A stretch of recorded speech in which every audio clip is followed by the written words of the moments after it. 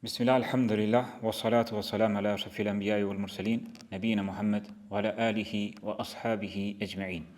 Allah në falenderojmë, selamet dhe salavatet qofshin për më të dashurin tonë Muhammedin sallallahu alaihi wasallam, familjen e tij, shokët e tij dhe gjithë ata që e pasojnë atë deri në ditën e gjykimit. Elusim Allahun e lartësuar që kjo seri e re e ligjëratave në lidhje me mallin për Kur'anin, dëshirën dhe mallëngjimin që t'i kthehemi për një mend Kur'anit, të jetë e dobishme për neve për këtë botë dhe në botën tjetër. Është kjo një përpjekje që ta rifreskojmë lidhjen tonë me Kur'anin, me fjalën e Zotit, nga se përfundimi i këtij umetit, fundi i këtij umetit në të cilën ne gjendemi, nuk përmirësohet ndryshe vetëm se çysh është përmirësuar fillimi i umetit.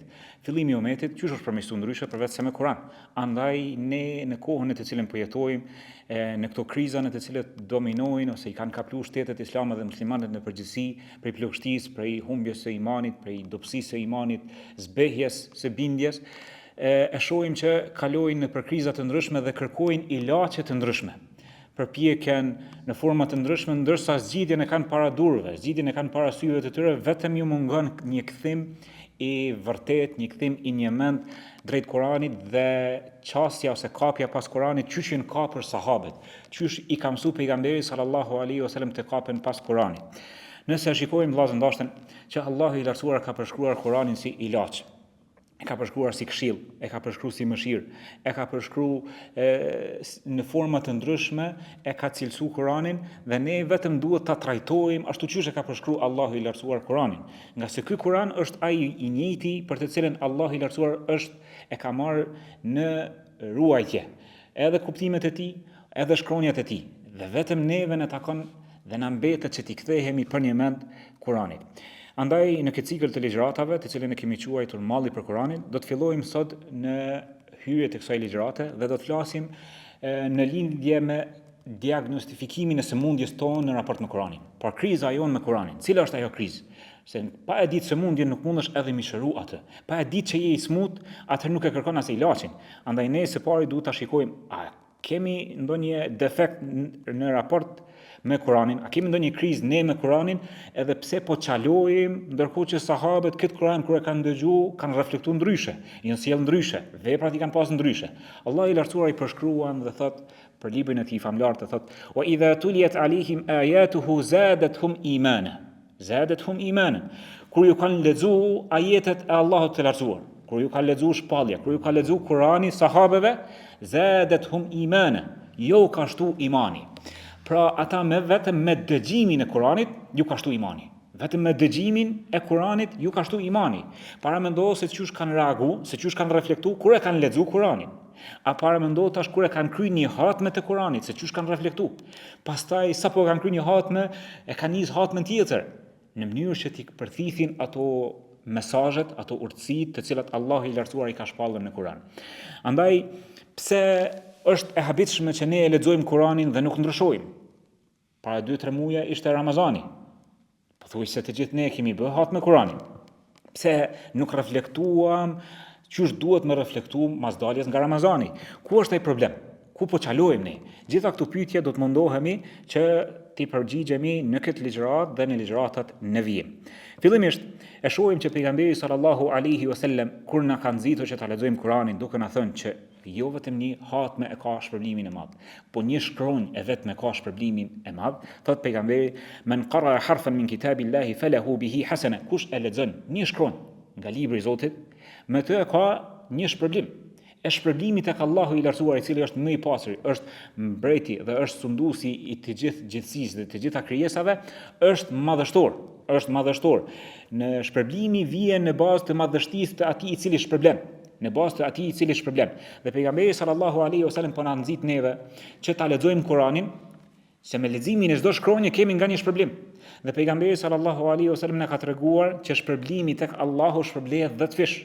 Dhe po na thot që jo alif lam mim është një shkronjë, po alif është një shkronjë, lam është një shkronjë, mim është një shkronjë.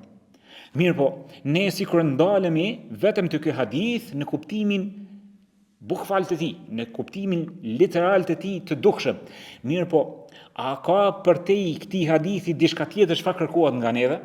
A është kjo një nxitje që veç mi lexu Kuranin me bo hatme të shumta, prej kopertinës në kopertinë, prej surës Fatiha deri te surja Nas, apo duhet pak më shumë mund dal me kuptimet e Kuranit, me reflektu me Kuranin, në mënyrë që ta ndryshojmë zemrën tonë, ta ndryshojmë shpirtin tonë, ta ndryshojmë veten tonë. Ky Kur'an e ka ndryshuar një gjenerat, që ka qenë gjenerata për të cilën Allahu i lartësuar ka garantuar për ta që është i kënaqur, ka garantuar për një pjesë të madhe të tyre që janë në xhenet. Madje i ka përgëzuar me xhenet duke qenë ata akoma gjallë në jetën e kësaj bote. Është ky Kur'an, madhështia e këtij Kur'ani të cilën Allahu i lartësuar përshkruan se sikur ti shpallë një kodre, kish mi bo hije pluhur. Pse ky Kur'an nuk po ndryshon? A nuk e ka çet madhështi? Ky Kur'an çat madhështi e ka. Mirë, po problemi është tek zemrat tona. Problemi është tek çaqja jon jo e duhur drejt Kur'anit. Allahu i lartësuar përshkruan se ky Kur'an i tërçeth lëkurat. Pse ne kur lexon imami në namaz, dalim pas prej namazit, sikur se kina hin namaz, as nuk na tërçethen lëkurat, as nuk na shtohet imani, ku jemi ka çalojmë? Jemi ka çalojmë në kuptimin e Kur'anit. E jemi ka e marrim dëgjimin e Kur'anit sikurse apo na kënaq melodia e imamit apo s'po na kënaq.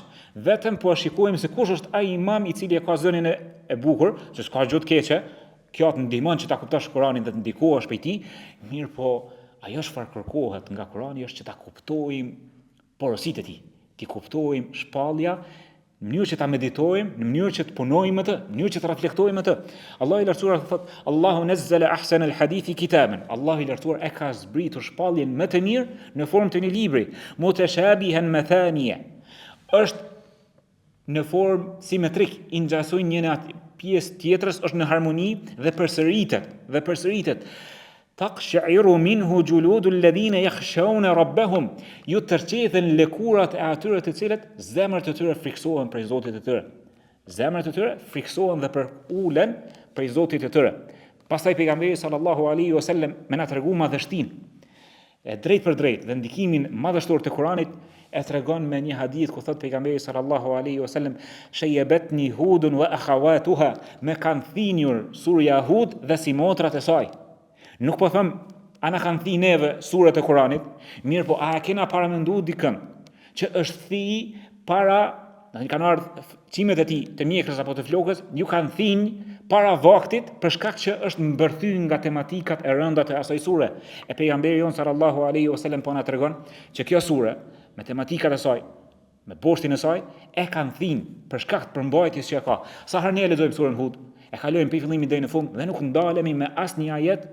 Meditojmë se pse kjo sure e ka thënë pejgamberin sallallahu alaihi wasallam, e pse tek ne nuk po na lën shaj. Ku është problemi? E lexojmë Kur'anin nga fillimi deri në fund dhe dalim nga Ramazani, jashtë Ramazanit dhe jemi po ata të njëjtit. Ku është problemi? Problemi është që ne nuk jemi ka i qasemi Kur'anit ashtu qysh Allahu i lartësuar është ka kërkon nga ne të qasemi.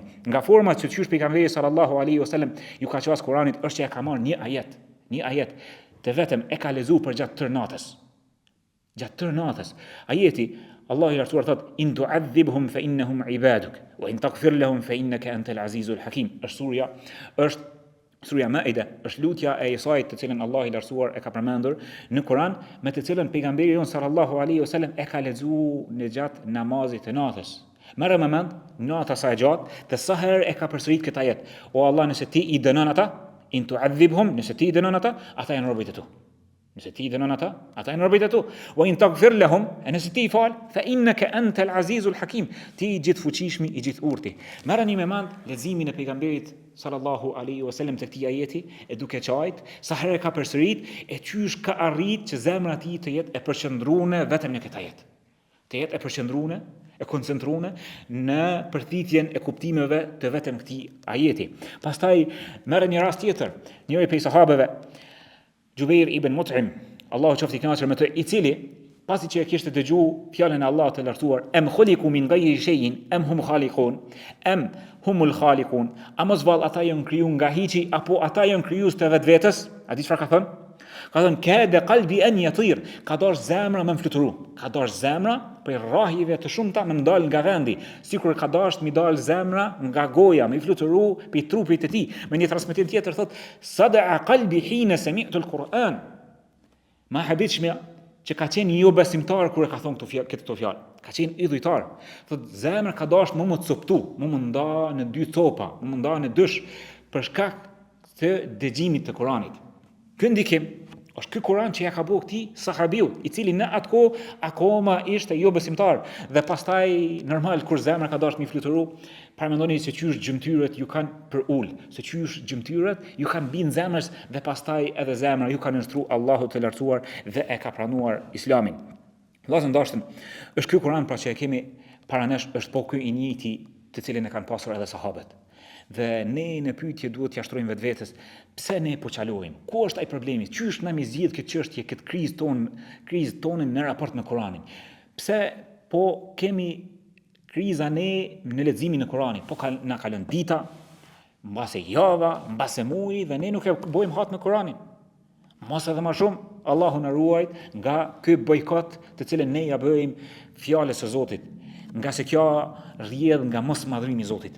Nga mosmadhrimi I shpalljes së Zotit, andaj edhe ne e marrim si gjë të rëndomt në jetën tonë dhe gjejmë kohë për çdo gjë, për të gjitha rrjetet sociale gjejmë kohë, vetëm për fjalën e Zotit nuk gjejmë kohë. Andaj një prej krizave që manifestohet është se ne e lexojmë pas Kur'anin, mirë po për shkak të dinamikës së jetës, për shkak të kapjes peng të zemrës tonë nga dunjaja dhe mendjes tonë të preokupuar me çështjet e jetës së kësaj bote, e shohim ta zëmi për shembull nesër e xuma, e fillojmë leximin e surës Kehf dhe vetëm kur ta shohim që kemi arritur në faqen e fundit të surës Kehf dhe mos më qenë bindur se nuk I kemi kapërcy faqet, domethënë, e dim që e kemi lexuar, mirë po pyet vetveten, me cilin ajet I ndal dhe kemi ditu, cili ajet ka godit, nuk e ke ide.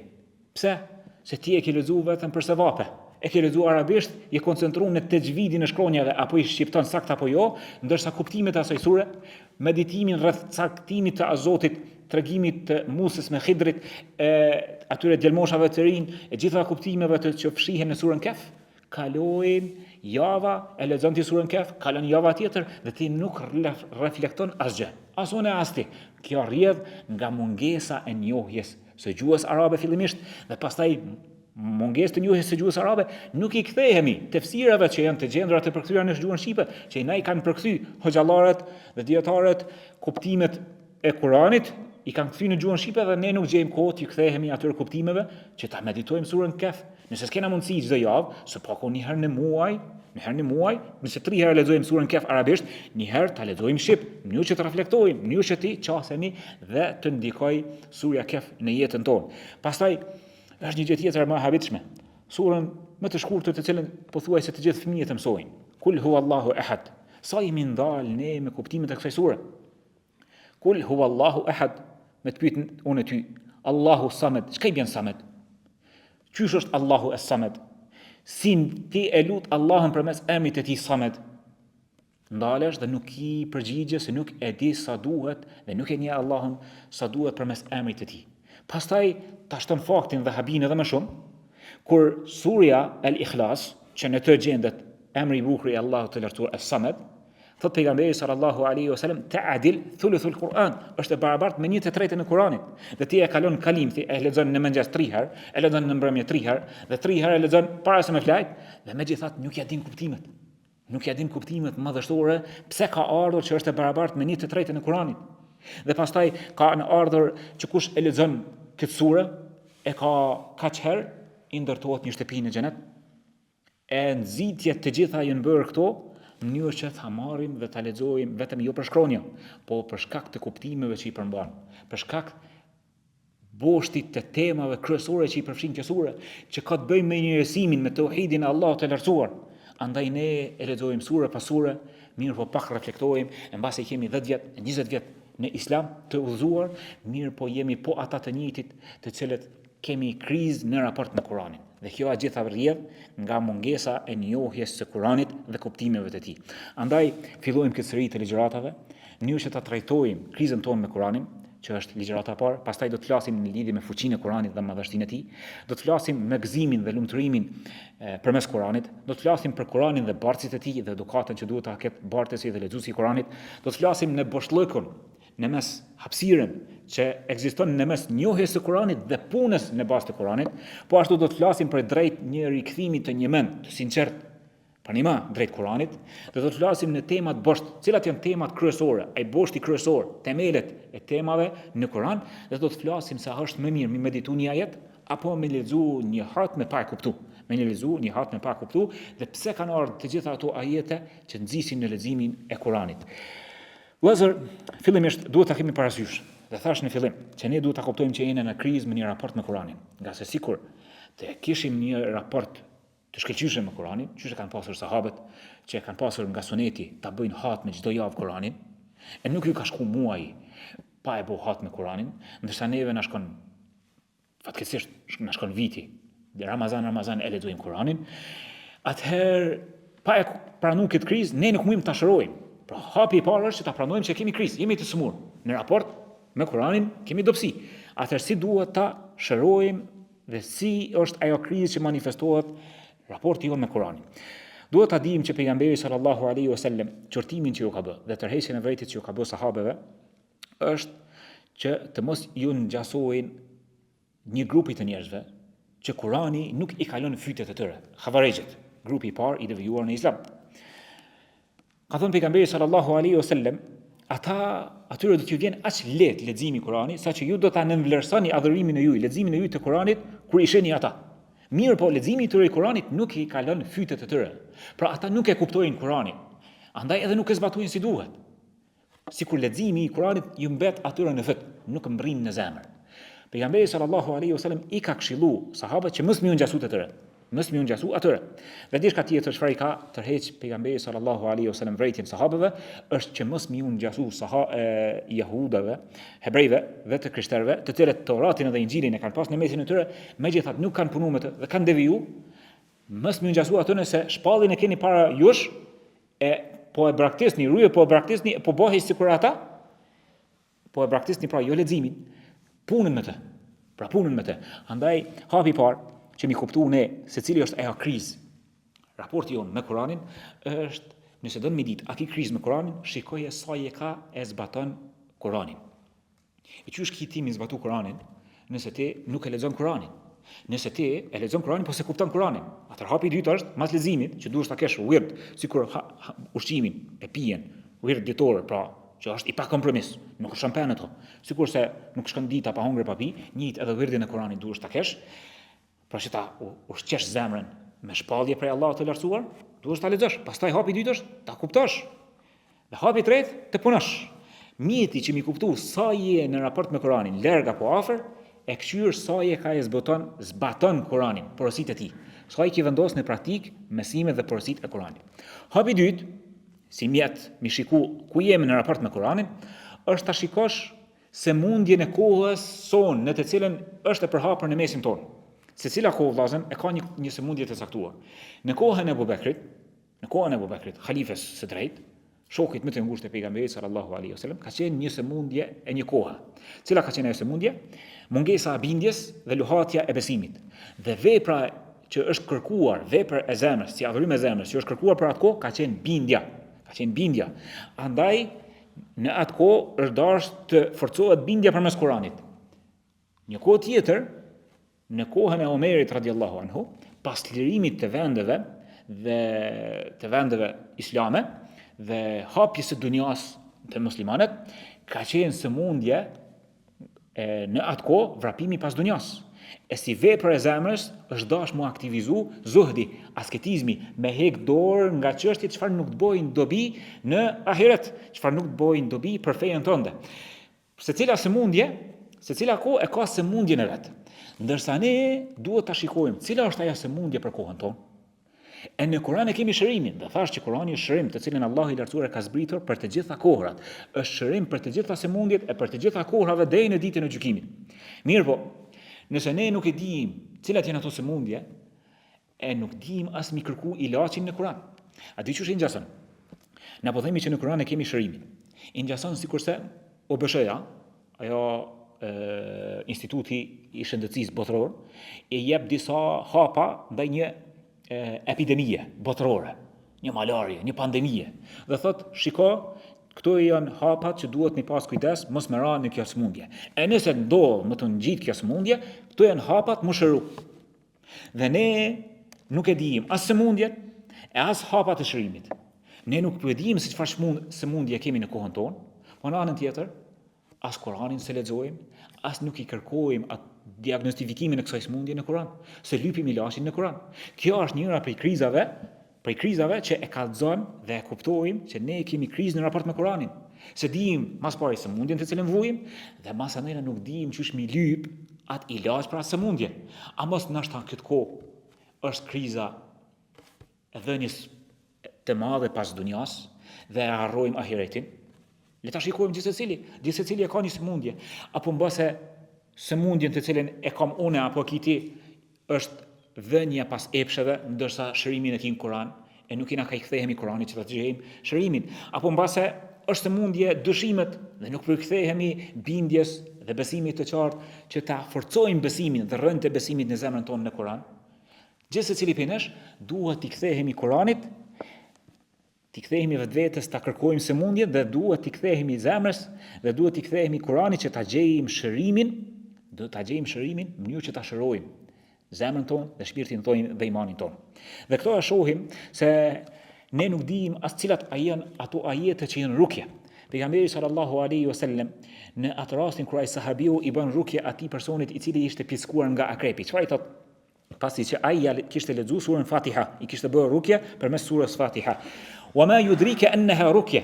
Ku e ditë ti që ajo është rukje? Nuk i tha pejgamberi sallallahu alaihi wasallam ku e ditë që ajo është rukje, mirë po kuptimi i kësaj pyetje të pejgamberit është ku e ditë që bashkë surja Fatiha ishte në përputhje për këtë sëmundje, në pickimin e akrepit.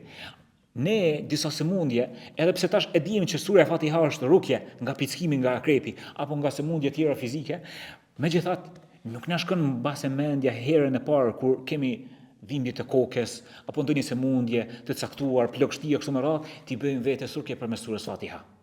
Dhe gjithsecili prej nesh jemi dëshmitar. Ndoshta së pari na shkon në mendje mi pi një ilaç, një medikament që s'ka kur gjë të keqe në të, ti marrësh sebepet e shërimit. Mirë po, ta marrësh si rrugë të shërimit, ti lexosh vetes tënde, ta vendosësh dorën në vendin ku të dhem, a në vendin në kokë, në zemër, a në dorë, apo kudo në trup, ti lexosh surën Fatiha apo ajetet e caktuara nga Kurani, mbase nuk na shkon në mendje. Dhe kjo vjen si pasojë e mos lidhjes së fortë tonës me Kuranin.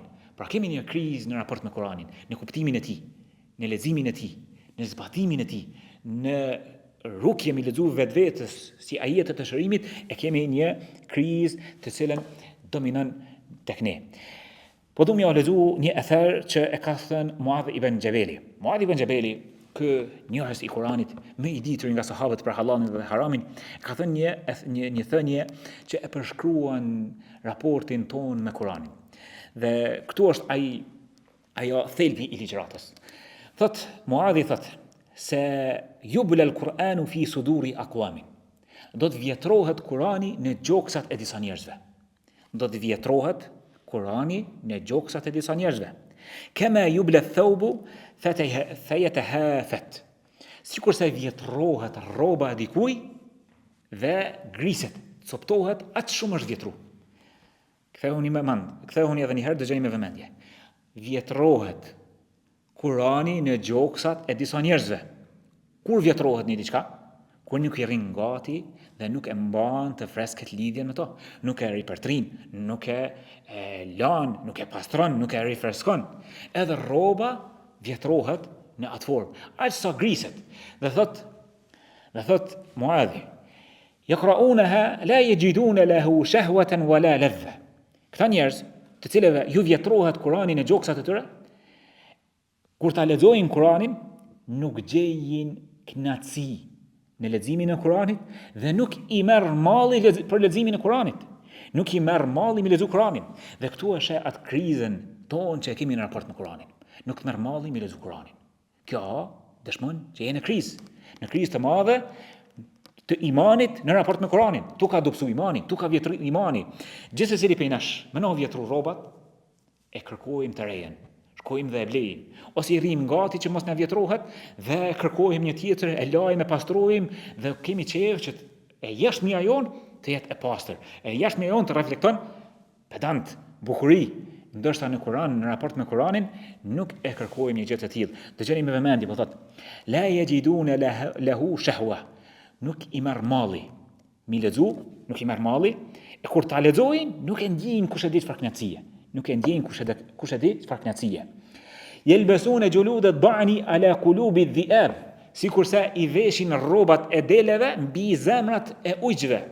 Për sikur po domun me na thon Muadhi që këta njerëz që i vetrohet Kur'anin e gjoksat e tyre, mashtrohen me të jashtmen e tyre, ndërsa e brendshmi atyre, adhurimet e zemrës, veprat e zemrës, lëjnë për të dëshiruar dhe janë sikurse zemrat e ujqve, zemrat e mbushura me ligësi, zemrat e mbushura me gjunahe.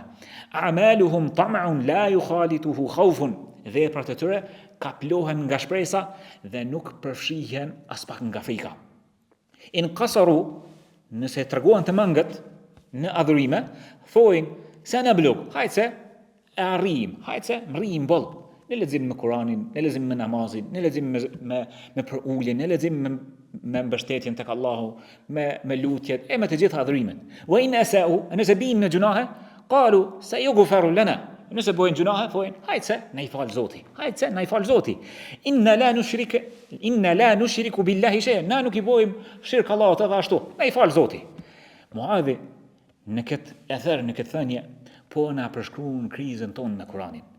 Por kriza jonë me Kur'anin është që Kur'ani vjetrohet. Pra vjetrohet imani dhe vjetrohet lidhja jonë me Kur'anin. Pluroroset raporti jonë me Kur'anin, dhe kemi nevojë ta ripërtryejmë këtë lidhje me Kur'anin, ta lexojmë Kur'anin dhe t'i kthehemi, ta mbajmë të freskët. Dhe të na merr malli për Kur'anin, e çon në mëngjes, me të marr mallin në mbrëmje me ju kthy Kur'anit, mos me shku dita, as në mëngjes as në mbrëmje, vetëm se mi lexu Kur'anin. Andaj ka ardhur në mëngjes e lexojmë dhe e dëgjojmë Kur'anin, dhe në akşam dhe në yaci e dëgjojmë Kur'anin, dhe në këto namaze lexohet me zë, në mënyrë që të ripërtrihet leximi i Kur'anit. Dhe i kjetë gjitha ato namaze dhe nxitjen që të lexohet Kur'ani në namaz të natës edhe nxitjet e tjera. Dhe pastaj po e përshkruan Muadhi, po thot se ju gfar lana, po na përshkruan, po i përshkruan këta njerëz që kanë raport në krizë në raport me Kur'anin, sikurse me ehlu kitabin, i cili kanë thonë, hajtë na i fal Zoti. Gjej mirë na tek Zoti jon. Gjej mirë tek Zoti jon dhe nuk përfshihen nga frika. Nuk përfshihen nga frika, ndërkohë që besimtari i devotshëm dhe ai që e ka kuptuar fethin e drejtë dhe adhurimin e Allahut bashkon mes frikës, po edhe shpresës. Ama në gjendjen e kësaj jetës së kësaj bote, në mirëqenie, e dominon frikën. Se frika është më e shëndetshme për zemrën e besimtarit, nga se është më serioz dhe më i përkushtuar në adhurimin e Allahut të lartësuar. Dhe nëse e shohim edhe diçka tjetër, çfarë kërkohet që ta kuptojmë drejt nxitjen që ka ardhur në hadithe, që të lexojmë Kur'anin dhe e përmbyllim këtë ligjërat, është ajo nxitje që kush e lexon një harf nga Kur'ani i ka 10 shpërblime. Dhe nxitja e pejgamberit sallallahu alaihi wasallam, khayrukum man ta'allama al-Qur'ana wa 'allama, më i miri për ju është ai që e mëson Kur'anin dhe e mëson të tjerëve. Gjitha këto nuk janë për arsye që veç me shtu se vape me leximin e Kuranit të shkronjave. Nga se nuk paramendohet që sahabët e kanë marrë leximin e Kuranit, pra leximin të shkronjave dhe nuk ju ndalë në meditimin e tyre, nuk e kanë marrë këtë si për vepër, pa u ndalë të meditimi i kuptimeve të ajeteve. Di çush i ngjason. Kam përmend një shembull që më pëlqej shumë, njëri prej dietarëve thotë, është sikurse baba në raport me djalin e tij, me fëmijën, dhe i thot djalit, nëse ulesh dhe mëson dhe përgatitesh për shkollë, për provimin në shkollë, dhe përsërit 1 orë, 2 orë, e ki këtë shpërblim. Një shpërblim të caktuar. Tash, qëllimi i prindit nga nxënësi, a është nga djali vet, a është që më ul, mi qit librat përpara dhe mi vetëm i ndru faqet dhe veç mi kqyr imazhet dhe pa i kuptu, apo më përgatit për provim dhe mi kalu provimin? Padyshim që është e dyta. Më ul, mi mësu landën, më përgatit dhe mi kalu provimin. Dhe gjithë ato nxitje që kanë ardhur në raport me Kur'anin, kanë ardhur që Allahu i lartuar ka dëshiron prej nesh që mos më shput nga lidhja me Kur'anin. E shëm Kur'anin dhe merresh me çështjet e jetës së kësaj bote që janë të pandashme, se në këtë botë jetojmë, po më të marr malli me shkumë ju këtij Kur'anit. me të marrë malli, me pas dëshirë të zjarrt, mi u kthy dhe mi lexu Kur'anin dhe mi dëgju fjalën e Zotit dhe shpallin e Allahut të lartësuar, se çka ka lyp Allahu i lartësuar. Dhe kështu ti e freskon raportin tënd me Kur'anin. Andaj në Kur'an dhe në bazë të tregimeve që Allahu i lartësuar ka përmendur në Kur'an, i ki edhe në jetën e kësaj bote me çka përballesh ti. Përballesh me njerëz mendimdhej, përballesh me njerëz koprac, e ki përgjigje në Kur'an. Ama mungesa jon në raport me Kur'anin, atë nuk gjejmë përgjigje në rastet që përballemi na përgjat jetës, përgjat ditës edhe natës në Kur'anin. Andaj thirrja ime është që t'i kthehemi Kur'anit, nga se Allahu i lartësuar ka premtuar që ai tha robër që ai afrohen tek Allahu i lartësuar. Duke ecur, Allahu i lartësuar afrohet tek ne, duke shpituar. Kush i afrohet tek Allahu i lartësuar? Sa një plëmb, Allahu i lartësuar afrohet tek ai rob sa një krah. Andaj gjitha këto janë thirrje që t'i kthehemi Kur'anit, ta kapim Kur'anin dhe ta lutim Allahun e lartësuar, ta bëj Kur'anin pranverë të zemrave tona, dritë të gjoksave tonë dhe largim të pikëllimit dhe mërzisë tonë, dhe ta bëj pishtar udhërefyes që na çon në xhenet, që na mëson udhëzimin, nga se aty e kemi shpëtimin. Ashtu siç janë përmirësuar sahabët, dhe ashtu mund të përmirësohemi vetëm ne. Nëse kërkojmë shërimin diku tjetër përveç se në Kur'an, atëherë jemi ka kërkojmë në vend të gabuar, kemi mosorollat e mosjell, poshtë e përpjet, edhe s'ka më përmirësu gjendja jonë. Allahu i lartësuar thotë: Inna Allaha la yughayyiru ma biqaumin hatta yughayyiru ma bi anfusihim. Allahu i lartësuar nuk e ndryshon gjendjen e një populli derisa ata ta ndryshojnë gjendjen e tyre. E ndryshimi i gjendjes fillohet nga Kur'ani. E lutim Allahun e lartësuar të na bëj të na shoj bereqet dhe të na mundsoj të përfitojmë nga kjo seri, dhe të na mundsoj që pas kësaj serie të kemi një raport dhe një repertorie me Kur'anin. Aqulu qawli hadha wa astaghfirullaha li wa lakum fastaghfiru innahu huwal ghafurur rahim.